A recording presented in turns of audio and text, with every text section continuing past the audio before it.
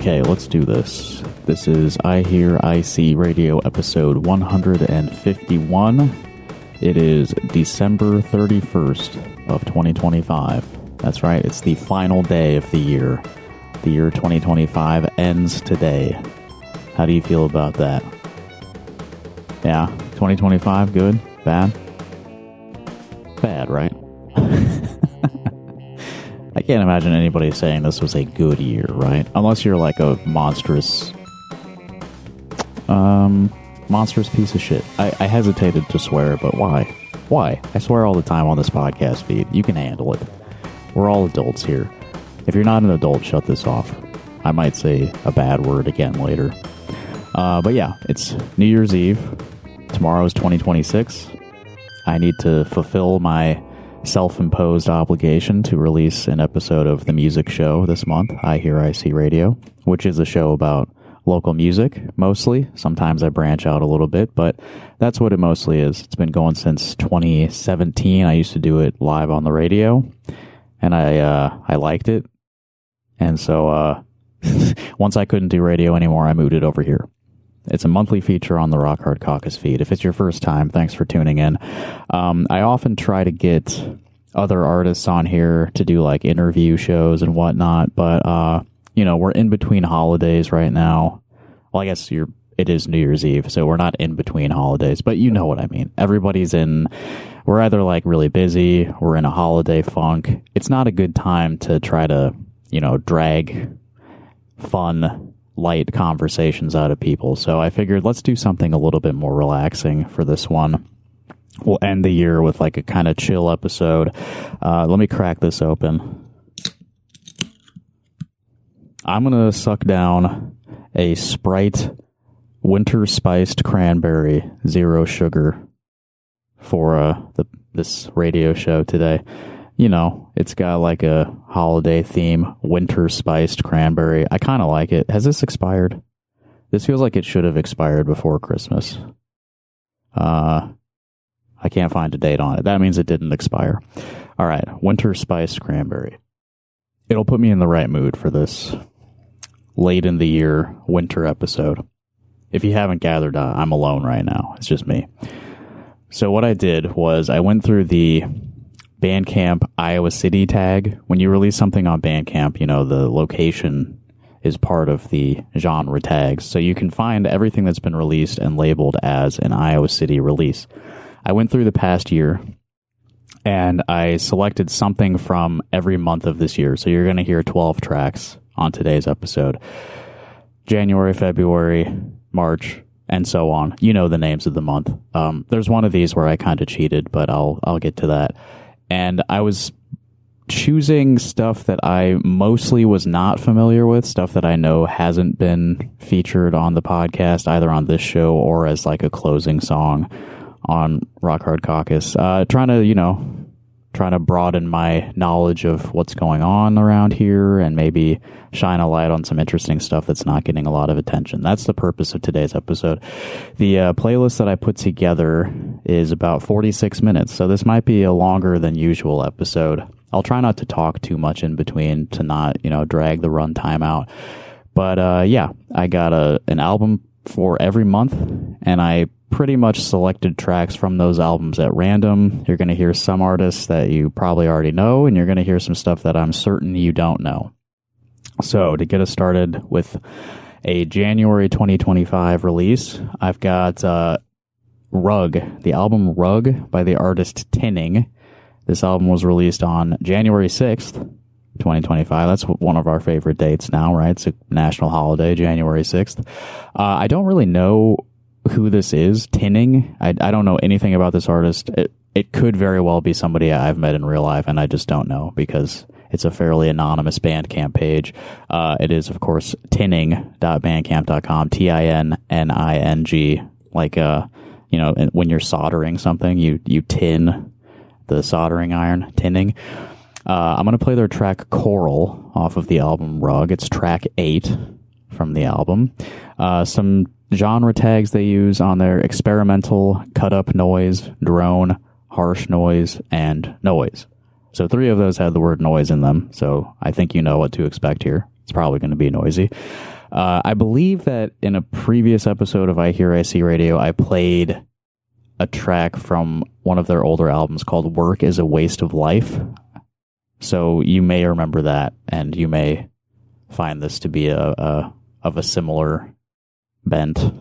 So yeah, here we go. Coral by Tinning. And then I'm going to just jump into the next ones. We're going to do these in blocks, okay? We're going to hear Coral by Tinning. We're going to hear Purple and Red by Sophie Mitchell. And we're going to hear Maybe I'll Change by Ellie Lindhorst. Here we go.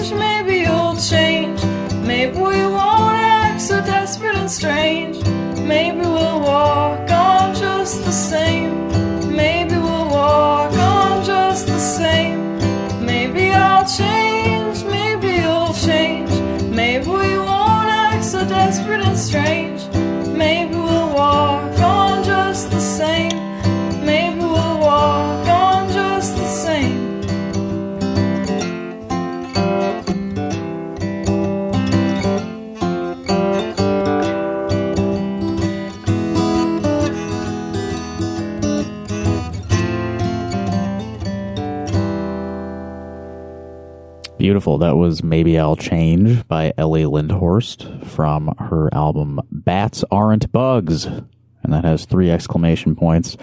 That was released March 4th of 2025. That was track 9, by the way. I think that's the last track on that album. Yes, that's the closer for Bats Aren't Bugs. I don't think I know Ellie. Apologies if I've met you and forgotten. I do that sometimes, but that was a really nice song. And I did find her Instagram, Ellie Lindhorst. Ellie Lindhorst _art. I feel like I'm saying her name wrong when I repeat it like that. But lots of really interesting, colorful, and like textural stuff on there. Worth a look for anybody who's interested in local art. I really liked from that, Maybe We Won't Act So Desperate and Strange, that line that repeats a few times. Unfortunately, I think that is part of the human condition, is desperation and strangeness. I think we're all somewhat trapped in that mode, and it's impossible to escape. Beautiful song, though. It's kind of similar to the Sophie Mitchell song that immediately preceded it. This was an interesting block, right? We started out with like an explosive burst of like straight electronic noise. Really started this show off with a bang. You know that I don't shy away from, presenting less accessible, more abrasive material on this radio show. So it was interesting to start with that and then immediately follow by a couple of like nice songs. Really good contrast there. But let me talk about the Sophie song. So that was Purple and Red from What's Left of Us, Sophie's album from January 25th of 2025. Okay, so here's the part where I cheated a little bit. I told you I was picking albums by month, but the first album by Tinning was January 6th, and then the second album by Sophie Mitchell was January 25th. January 25th is basically February, right? You can't really argue with that. February is like a shorter month, right? So you kind of like on either end have to give it a little bit of bonus space. So late February, early March are like overlapping. It's basically February. Okay? And that's the justification I needed to include some music by Sophie Mitchell, who I'm pretty sure I've never featured on the podcast before, which is kind of an oversight on my part because Sophie's like my friend. And I should be promoting her music on my little podcast because she deserves it.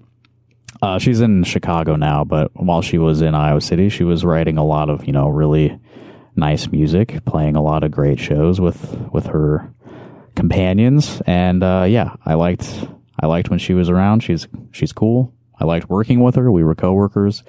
And that's a good song, Purple and Red, track 3 off of What's Left of Us. I'm going to read from a Little Village review of this album by Elizabeth Oster, another former coworker of ours. See the sun-splattered Iowa summers and creaky old college townhouses. See the delicate chorus of birds and slow mornings after whirlwinds of school, work, and obligations in between. See the purple and red love bites that turn from love to embarrassment to reminders. And that's a reference to the song we were just listening to, Purple and Red. See the dried flowers that marked happier times, only now injected with flashes of red-hot anger and sorrow rather than the soft pinks and greens of life. This is the kind of album that breakups are made for. I think you could probably feel that listening to it. You should check out the whole album. It's really well written, well produced. Nick Wilkins, I believe, handled all the mixing and production. I'm not 100% on that, but what you heard there on Purple and Red, sounds really nice, right? The voice is totally clear. The mix is like well balanced. I really liked how there's a key change as they get into the guitar solo near the end. That was very exciting. Good composition work there. Now I can compare the two, the Sophie Mitchell and the Ellie Lindhorst songs. Somewhat similar, right? Like in content, the lyrical content, it's about like, remembering stuff about relationships, basically. But such a contrast in how these songs are being presented and in the production. We got kind of like a full band, thicker texture with the Sophie Mitchell song, and then with the Ellie Lindhorst song, it's like really stripped back. It's just a voice and a guitar, pretty much. And I mean, I'm not saying one's better than the other. It's like it's great. It's great to hear two like totally different presentations of similar ideas. back to back like that. And I wasn't like pre-screening this at all. I'm pretty much randomly selecting tracks from albums that I put very little thought into selecting for this show. So it's nice that we got a little moment like that where we can contrast and think about the breadth of musical possibilities before us. So let's get into the second block, Block 2. This covers April through June of 2025. We're going to start off with a track from the album Toads by the band Sand Art. Track 9 is called Video Game Garden. This album was released on April 11th of 2025. I don't know this band. I don't really know anything about them. I've seen their releases on Bandcamp before. Haven't jumped in before. So this will be new to me. I'm going to read the description of this album from their Bandcamp for you before we listen to it. For Sand Art's third full-length album, Toads, the process of writing started similarly to the previous two. Drum sample recording retreats, internet-sourced vocal chops, and cabin writing sessions. The backbone of Toads and inspiration of its sound, however, came from the discovery of a box of old cassette tapes from the band Who Cares?, the 90s rock band of Sand Art member Pat's father. So there's like a legacy here, I guess. From the samples curated from those tapes grew the idea to have Toads incorporate more of a live sound, and thus we enlisted the help of some of our favorite Omaha musicians to perform on the album. Kevin Donahue, David Nance, Jason Koch, Sand Art regular Anna McClellan, Jim Schroeder, who also engineered and mixed the album, and to bring it full circle, Pat's father, Patrick, on bass. So you've probably met families like that where there's a dad named Patrick and a son named Pat. It happens all the time. The apples don't fall far from the tree, right? Throughout a 2-week recording session in Jim's basement studio, the band shaped Sand Art's sound into an energetic album that spans 14 tracks. I'm looking through the instrumentation here. I see they mentioned samples, so there's going to be some kind of like vocal and tape sampling stuff. Keyboards, guitars. There's a Wurlitzer mentioned here, mandolin, vibraphone, harmonium. 2 different people playing bass guitar. Drums, 2 people credited as percussionists. So hopefully we're going to hear like a good variety of sound here. Going to sound interesting. After Video Game Garden by Sand Art, we're going to hear Sinking with the Hive Mind by Land Ethics, and Remembrances Opus 71 number 7, a composition by Edvard Grieg, performed by Tyler Carrington. So once we hear this full block, we'll talk more. Here we go. Video Game Garden by Sand Art.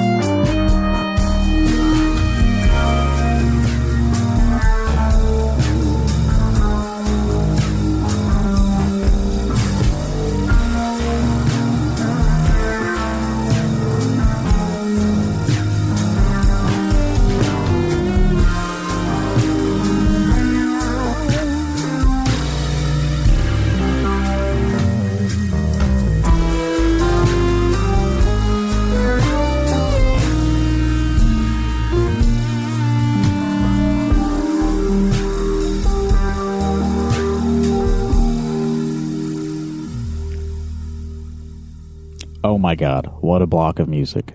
That was so good. Let me remind you, I'm selecting these tracks mostly at random, and they're coming together like that. That was perfect. I could not have... I'm glad I didn't put much thought into this, because I don't think I would have made something like that happen intentionally. What a beautiful 3 tracks. Okay, so first up we heard Video Game Garden by Sand Art from their album Toads. I told you a little bit about the making of that album, which was released in April. And that was really nice. There's like sort of ambiguous percussion, like you can't quite tell what they're hitting, but it's like a little junky, making interesting textures that don't just sound like a rock drum set or whatever. And the sampling, so cool. Like they're building, like they said in the description, you know, they want it to sound like, you know, live music. It's like a band. It's not just like I'm playing samples in my studio or whatever. It's all blending together, the electronic with the analog or whatever. And they're making really interesting textures. They're putting these layers together in like a really pleasing way, establishing a groove, layers building on layers. And all that in only 2 minutes. That was a 2-minute track, and they really established something nice there. I'm going to have to listen to that whole album and see where it goes from there, or how we got there and then where it goes after that, because that was like kind of in the middle. We went from Video Game Garden to Syncing with the Hive Mind by Land Ethics, track 6 off of their album Anomaly B OST. That would be original soundtrack for anyone who's not familiar with that abbreviation. This album was released on May 5th of 2025. There was a little bit of thought put into the selection here. I chose Video Game Garden by Sand Art before we went into this, which is like a video game soundtrack. Let me read the description off of Bandcamp, the Land Ethics Bandcamp page. Drifting downward, ancient pollen, like diatoms the size of dinner plates, descended into the coves and settled along the shorelines of a foreign land. Each tide stirred the cylindrical tide pools, creating a silent convection that sent the luminous particles swirling. A quiet, unseen convergence of biodiversity was taking place. Within these shallow confines, marine creatures, urchins, starfish, sand dollars, were tossed from one pool to the next, spilling over in bursts of shifting color. The ocean spray shimmered with each ebb and flow, but now something else had arrived, something new, something abundant. A man stumbled nearby, tripping over his bucket, net, and poles. He thought he had glimpsed something glowing beneath the water, but as he steadied himself, the glow swelled brighter and sharper. Was it a mere reflection of sunlight off a wet stone? The glint of a darting fish? No. Neither explanation could account for the colors unfurling before his eyes. What could this pollen bring? New life? A cure for the plagues that haunted the desert? And what life form had set it adrift? The food shortage was wearing patience thin, and if this pollen could feed the masses, perhaps it was a sign, a mercy. From that moment on, visions of the hive mind gripped his dreams each night, and by day, when he walked beneath the open sky, bees swarmed at his periphery, circling, searching as if they knew something he did not. So there's a lot of narrative behind that music. I believe this is the soundtrack to a video game that doesn't exist. So, you know, if you want it to work, you have to kind of make up the story. But I thought that was a really good follow-up to the Sand Art track. You know, the groove that had been established sort of reforms in a more digital form. We're in a new dimension. Oh, by the way, I did choose this track, Syncing with the Hive Mind, because the title reminded me of the show Pluribus. So if you're watching Pluribus, you know, maybe the evocation of the hive mind made you think of Pluribus as well. Did you like the finale? Huh? I don't know. I guess they're going to make another season. We'll see. But yeah, right at the end of that track, Syncing with the Hive Mind, it sounded like somebody was hitting a pan, which was just a sort of weird synchronicity, like it calling back to the ambiguously sourced percussion at the beginning of the Sand Art track. You know, these tracks aren't supposed to go together. I don't know if these people even know each other, but when I put them back to back in a playlist, you know, you start to make these connections that were not there intentionally. So that's fun. Great job, everyone. And then we ended this block with a track by Tyler Carrington off of his album Synth Grieg, released June 3rd of 2025. We listened to track 10, which is Remembrances, Opus 71, number 7. Let me read a little bit about Tyler from his professional bio. A native of Iowa City, he has degrees in German and history. When he's not teaching, he enjoys time with his family, especially at their A-frame cabin in the Wisconsin woods, playing drums with James Tutson, which is how I've met Tyler in the past, recording and composing music on vintage keyboards, organs, and synthesizers in his basement studio, this was a result of this track that we just listened to, and keeping his daily running streak alive. So he's one of those fitness people, I guess. And reading a little bit more here. In 2023, I released 2 of my own solo instrumental albums, Basement Funk and Basement Synth. In 2025, I released a synth funk record, Synth Grieg, of my arrangements of Edvard Grieg's lyric piano pieces. So that's what we heard, was one of those Grieg arrangements. And I had not listened to this ahead of time, of course, and I was really happy to hear that. You know, this is very much in the tradition of Juan Di Carlos, you know, taking classical music and arranging it using modern electronic instruments. And I could not have been more excited to hear that. I need to listen to the rest of this as soon as possible. So thank you, Tyler, for putting together a synthesizer Grieg album. It could not be more attuned to my interests. Very happy to hear that. Let's jump into the third block now. Oh, you know what I should mention, by the way. I purchased all this music off of Bandcamp, okay? And you should do the same, right? I think it feels like we're in a cultural moment where people are starting to turn away from the abusive and like profit extracting streaming services. I know it's convenient. I know it's like that's where everything is for the most part, everything you want to listen to. But I think we're reaching the point where people are seeing that this is not a sustainable model if we want people to make music and survive, you know? So if you have the resources available to you, you should go, and you hear something you like on the show, you should go to that person's Bandcamp page. I will link all of them in the description of this episode. You should go there and you should spend money to buy their art, because then they'll have money to continue living. You know, that's how it works. Unfortunately, that's what we have inherited, is a system where you have to have money to be alive. So if you want people who make interesting art to continue living and you have money you could give them, it's a pretty easy, you know, one-to-one thing. All right. Let's move on into block number 3 now. We're going to start off with a track called Open by an artist named Berzyrt. It's BrzYrt. I don't know who this person is, but we're listening to the opening track from their album Sketches 1. All right. Why don't I read a little bit about this before we jump into it, and then we'll get into the full block. All right. So Sketches 1. I'm reading this off of the Berzyrt NeoCities page. So props to them for having, you know, a website that's not just a social media page that we can look at to learn about their work here. Sketches 1. 6 short songs. I made this album because I got a stylophone and I was obsessed with it because they are awesome. Originally, I had an idea to make an album that was entirely composed using only 3 monophonic synthesizer tracks, using only basic waves. I made 1 or 2 songs like that and they weren't very good, but the general idea of a limited amount of voices evolved into this project. I ended up writing a guitar part that I thought was really cool and used a stylophone to add a melody over it. I found that to be a really fun way to write songs and a really good limitation, so I ended up making a few tracks that use only a single guitar and stylophone for instrumentation. Really proud of Open and Castle 3. So we're going to hear Open, which is one that Berzyrt says they are very proud of, so that's cool. But I like the little look into their creative process, you know. First of all, making a couple of songs, following an idea and making a couple of songs and not liking them. That's an important part of the creative process, making stuff that you think sucks. You have to make some stuff that sucks before you get to stuff that you think is cool. That's generally how it works for most people. But this idea of limitations, also very useful if you're like a composer of some kind, you know.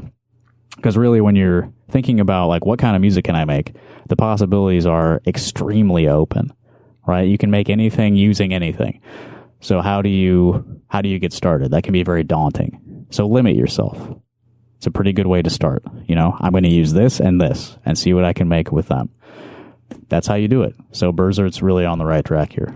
Very excited to hear this. And the stylophone is a very cool instrument. It's like, you know, a little metal keyboard that you poke with a stylus and it makes little boopy noises. You'll hear it. You'll like it.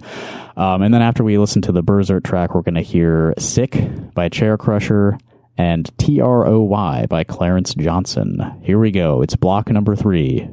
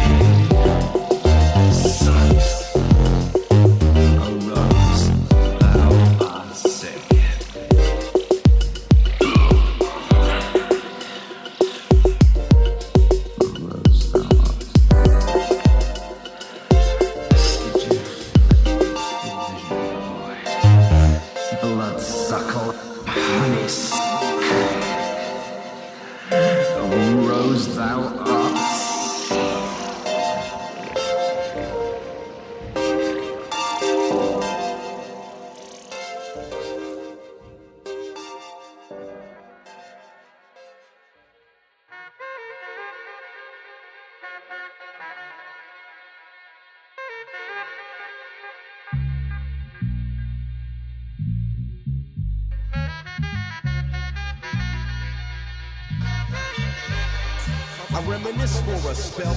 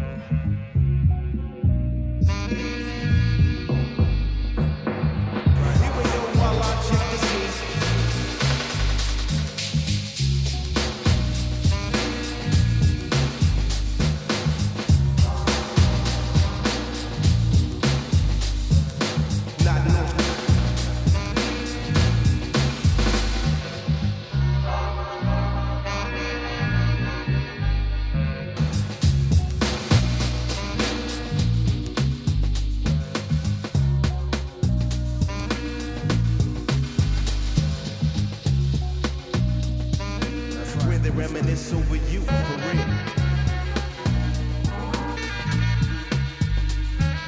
For real.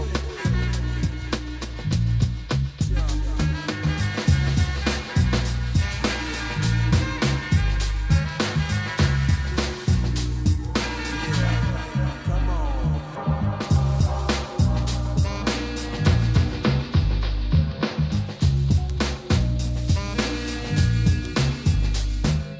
T to the R-O-Y.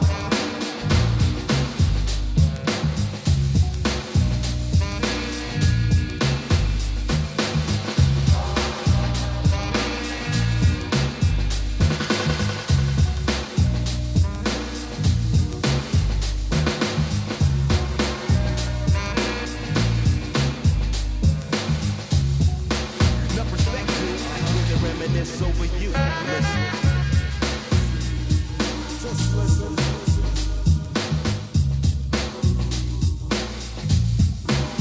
And that's where it's on.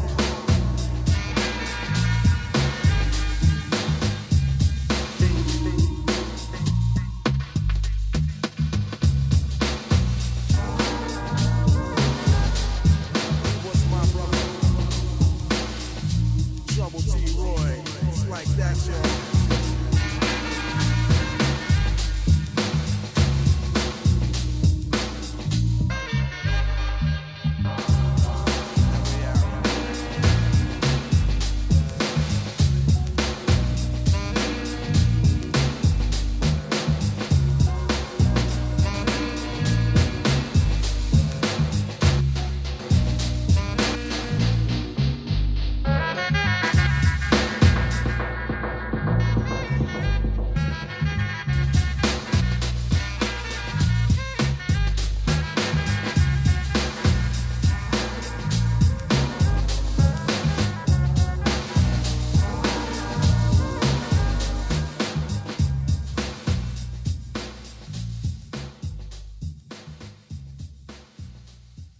All right, that was the third block today on episode 151 of iHearIC Radio. We started off with Open by Berzert, the stylophone and acoustic guitar duet.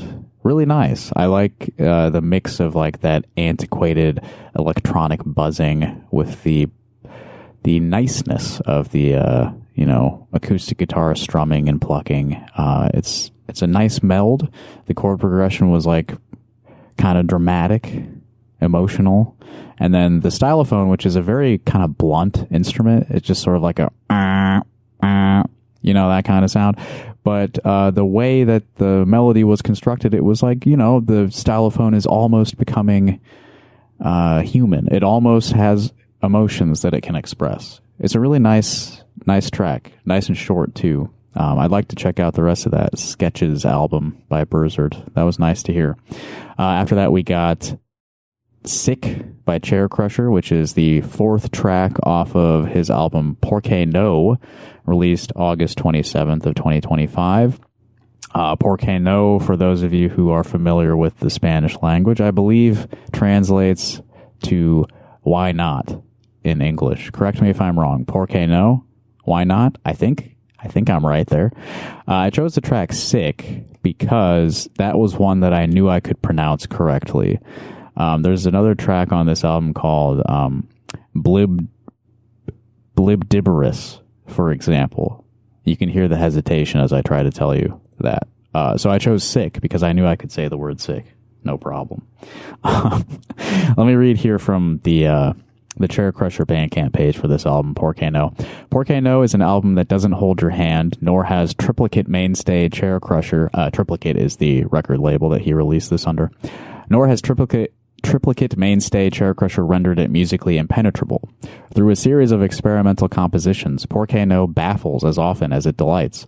But it's a good kind of bafflement, like being lost in a cool environment, adrift in a sea of strange, lengthy, yet surprisingly, or perhaps not so surprisingly, if you're familiar with his work, tight songs.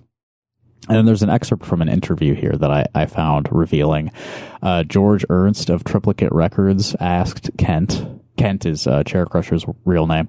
Can you tell us a bit about some of the equipment you use to make all these cool and crazy compositions? And then Kent said, this was all done as live recordings in VCV Rack, which is the software that he uses to make his music.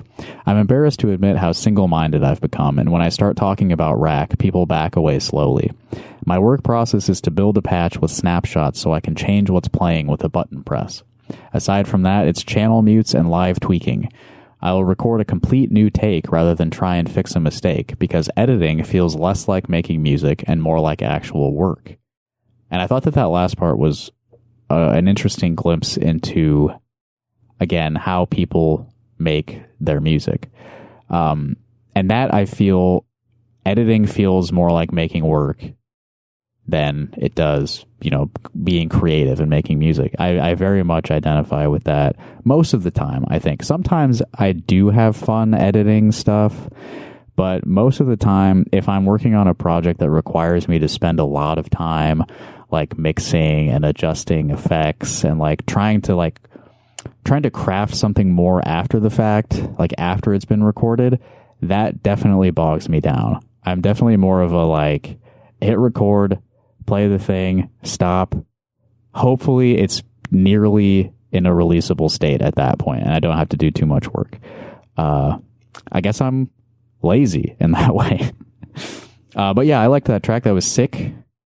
That was the name of the track, is Sick. I'm not saying that was sick. I'm saying that was sick. It's nice to hear more chopped up vocal samples. That's something that we've heard a few times on today's playlist.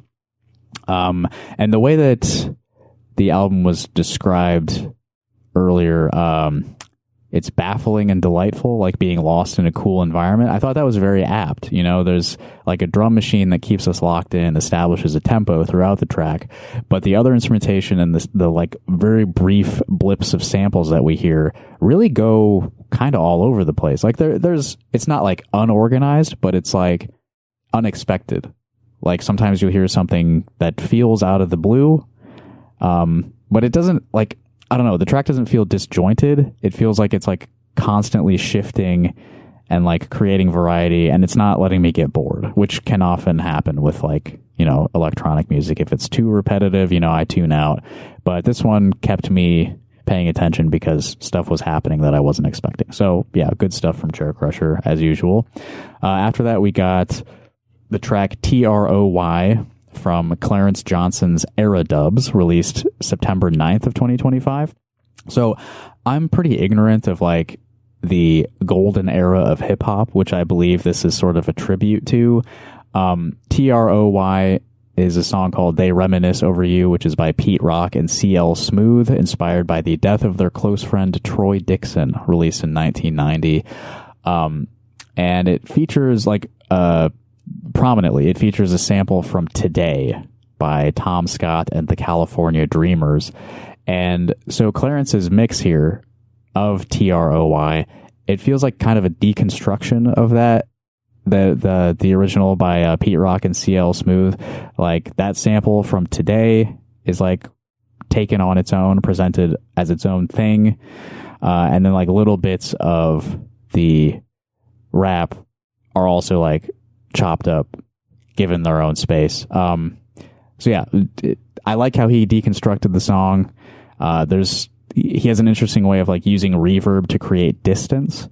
And it's sort of evoked in my mind like Clarence is putting us in the world of that song, TROY, and then sort of like showing us different elements of the song from different angles and sort of like really letting us examine what made this song work. It was interesting. Again, I'm kind of ignorant of like what he's celebrating here. So maybe I am not getting enough out of it that somebody who's more familiar with the original material might get out of it. But I liked what I could understand about it. So good job to Clarence. Let's get into the fourth block now. We're covering October through December. So we're finishing out this sort of celebration of the year 2025 in the world of Iowa City music.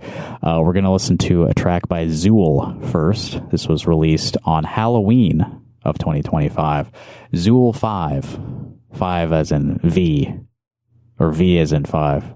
I think I said it backwards. Zool 5. So Zool is a band that's kind of a blind spot for me. Like I've been aware of them, but I haven't really dived into their stuff ever. My friend Denny Richards is in Zool, but that's like all I know. I've never really listened to them, haven't seen them play or anything. We're going to listen to track 4 from Zool 5, which is called Boomer Blues. Zool is Alex Watts on drums, Denny Richards on bass and keys, Ian Kaler on synth, J.L. Bollinger on guitar and vocals. This was recorded at The Vault, recorded by our friend Dan Miller, who has been a previous guest on the show if you go back a couple of years. So lots of people to shout out here. After we listen to Zool, we'll be listening to a track by P.I., and then we'll be ending with a track by Ransomware Installer. All right, here's Boomer Blues by Zool.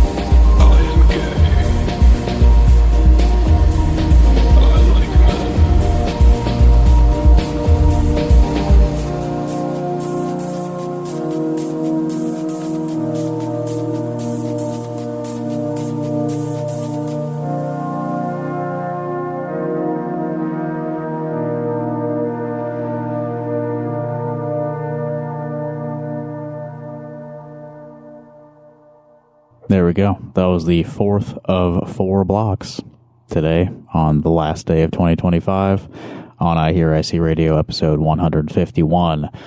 We heard Boomer Blues by Zool, track 4 off of their latest album, Zool 5, released on Halloween. Beautiful loneliness in that track. The lyrical content, which is, all about, I'll just read some. Well, I miss my friends, no longer can pretend that I didn't have the time. Let my head stay clear as I try to disappear and let the seasons pass me by. Right?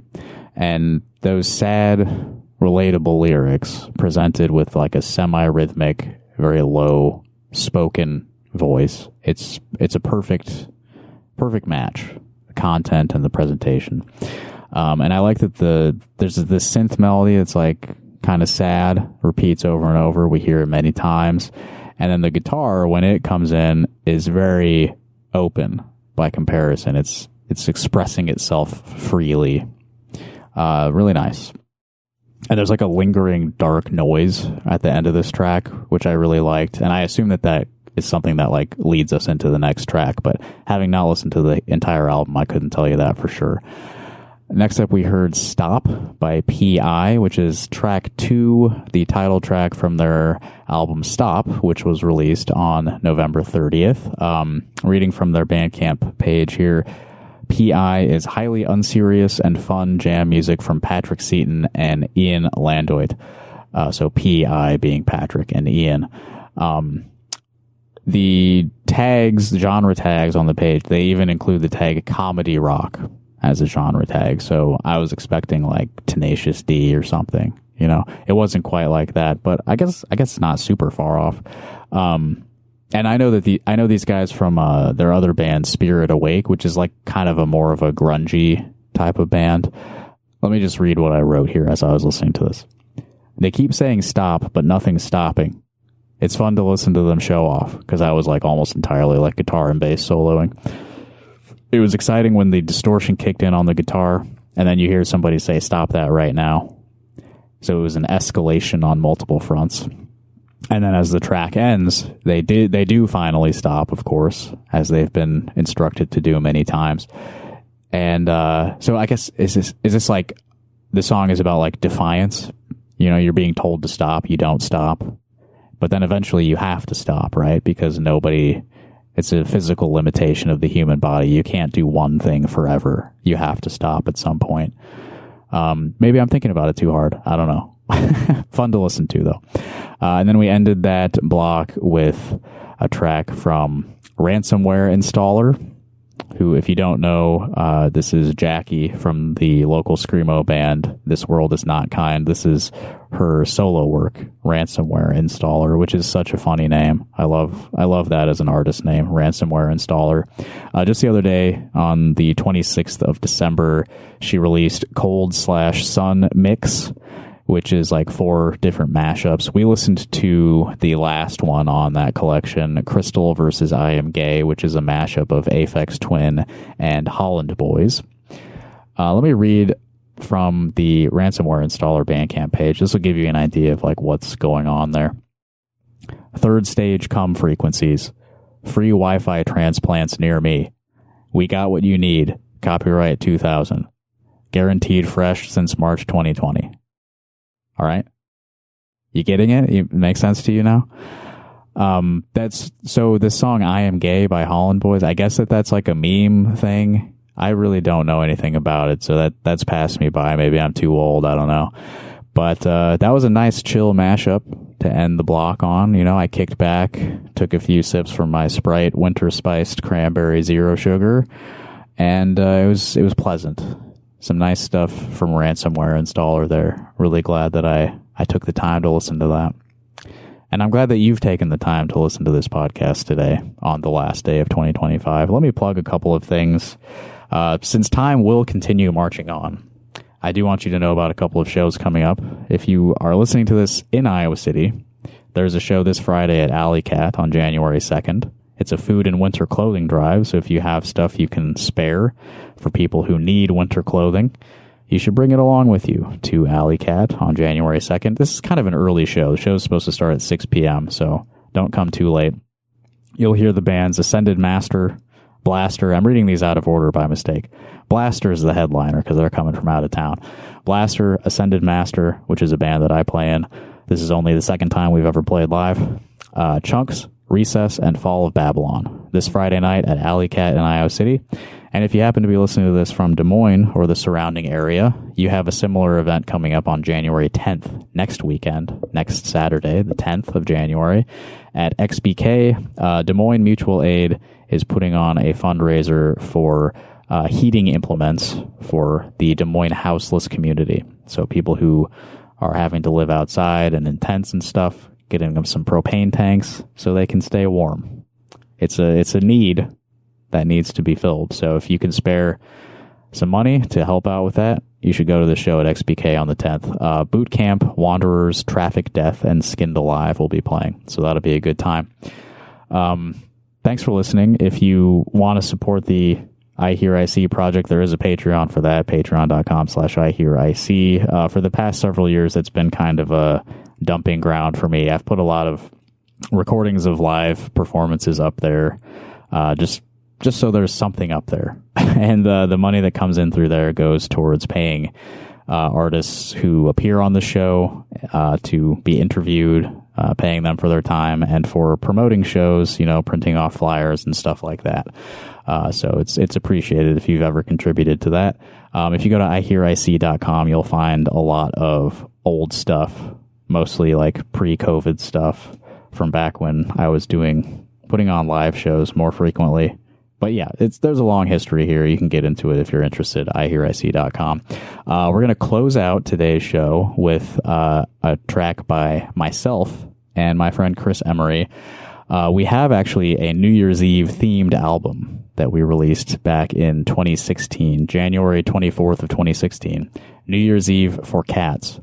And as I was remembering that, since this is a New Year's Eve podcast, I wanted to play something from that album, thematically appropriate. But I realized as I was looking into that, we recorded that album on New Year's Eve of 2015. So literally 10 years ago today is when Chris and I recorded that, which just makes you think about the passage of time.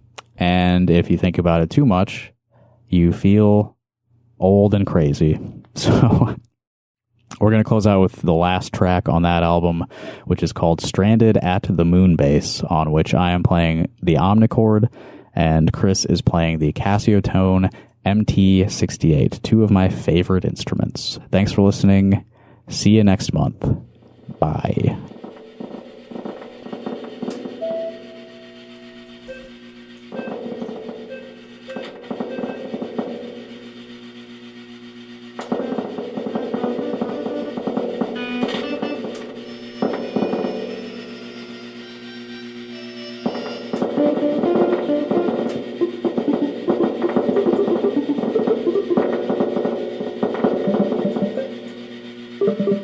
Thank